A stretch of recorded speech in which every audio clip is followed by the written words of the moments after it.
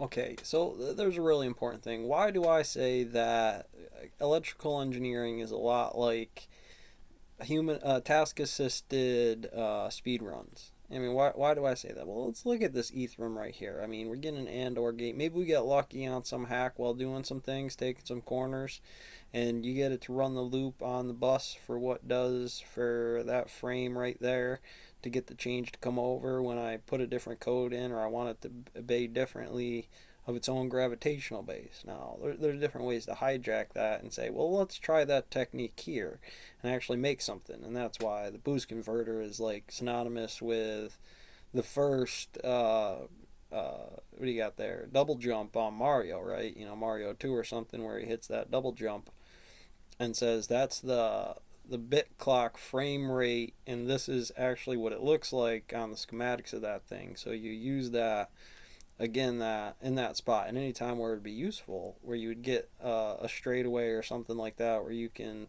slide boost or something like that. You're basically getting that code to have an adjustment on that approximation of what the world record is. Now, obviously, you keep to certain rules without glitches. That glitch has some kind of ROM connection of the world clock going through it against why just on a normal path you might have seen something that glitched that way. Whoa, I was just running on Mario and oops, in the area of that frame pixel there was just one where you could get in there and clip it with your foot and do a thing and get under the brick, or but then again, is it still the fastest route?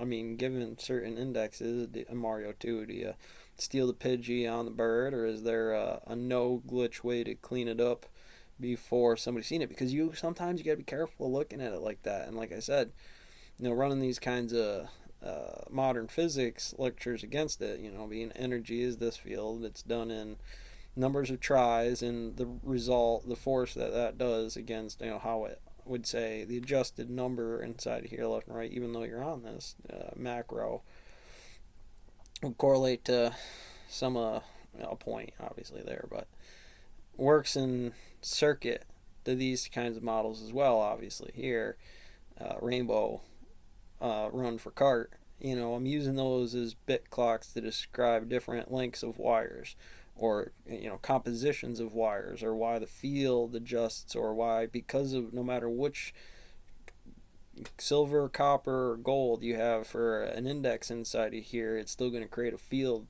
change, or for one of the properties of the reason it glitches, and it doesn't necessarily do that. But is it the most efficient way to go about that model?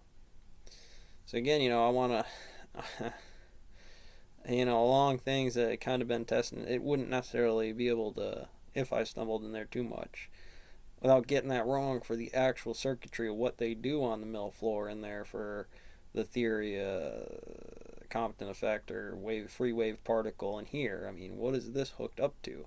First boost converter to buck converters still have real standard model X's will most commonly in physics in general, excluding some minorities or the majority of minorities inside of there, any kind of boost converters, which are a converter, but they don't have extra timing loops on them, or they don't do this thing that I need space time for, which correlates to its number on an invert. So something down, something to think about.